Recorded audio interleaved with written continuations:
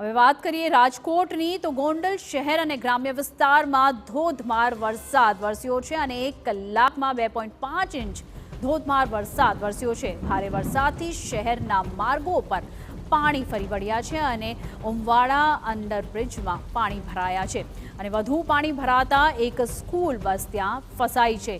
તો સમાચાર હાલ આવી રહ્યા છે રાજકોટથી, જ્યાં ભારે વરસાદથી તમામ જગ્યાઓ પર પાણી ભરાઈ ગયા છે અને ઉમવાડાના અંડરબ્રિજમાં પાણી ભરાઈ ગયા છે અને એક સ્કૂલ બસ ત્યાં અટવાઈ ગઈ છે।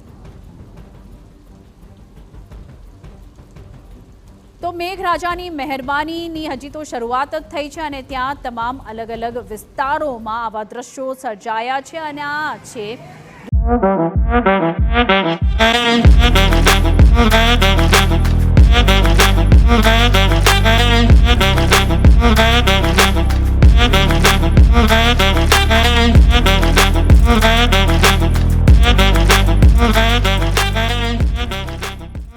રાજકોટના દ્રશ્યો, જ્યાં એક સ્કૂલ બસ ફસાઈ ગઈ છે અને ભારે વરસાદને લીધે તમામ જગ્યાઓ પર જે છે તે પાણી ભરાઈ ગયા છે। ઉમવાડા અંડરબ્રિજમાં એક સ્કૂલ બસ ફસાવાના દ્રશ્યો અહીં સામે આવી રહ્યા છે અને અંડરબ્રિજમાં આ સ્કૂલ બસ ફસાઈ ગઈ છે અને ખાસ કરીને જે નીચાણવાળા વિસ્તારો હોય છે શહેરના, તે તમામ જગ્યાઓ પર આ જ રીતની સ્થિતિ દર વરસાદમાં જોવા મળતી હોય છે અને ખાસ કરીને આપણે જણાવી દઈએ કે 1 કલાકમાં 2.5 ઇંચ જેટલો વરસાદ વરસી ચૂક્યો છે અને ભારે વરસાદથી તમામ વિસ્તારોમાં પાણી ભરાઈ ગયા છે।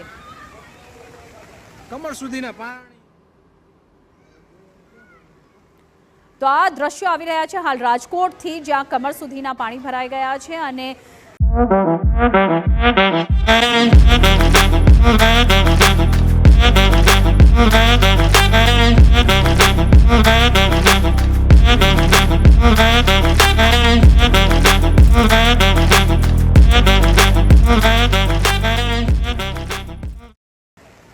ગોંડલ શહેર અને ગ્રામ્ય વિસ્તારમાં ભારે વરસાદને લીધે લોકોને હાલાકી થઈ રહી છે અને 1 કલાકમાં જ 2.5 ઇંચ જેટલો વરસાદ વરસ્યો છે। કમર સુધીના પાણી। સંવાદદાતા દેવેન ભોજાણી હાલ હાજર છે ફોન લાઈન પર। જી દેવેન, જણાવો, આ જે દ્રશ્યો જોવામાં આવી રહ્યા છે, કઈ રીતે આખરે અહીંથી સ્કૂલ બસે નીકળવામાં આવશે? શું તેમાં બાળકો છે કે કોઈ વ્યક્તિઓ છે સ્કૂલ બસમાં?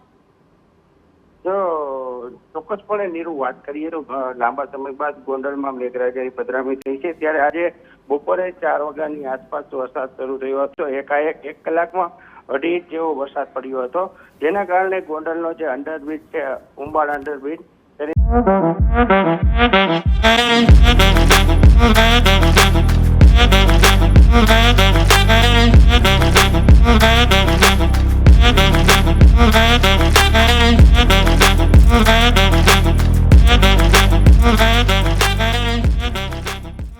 નીચે એક સ્કૂલ બસ ફસાઈ હતી।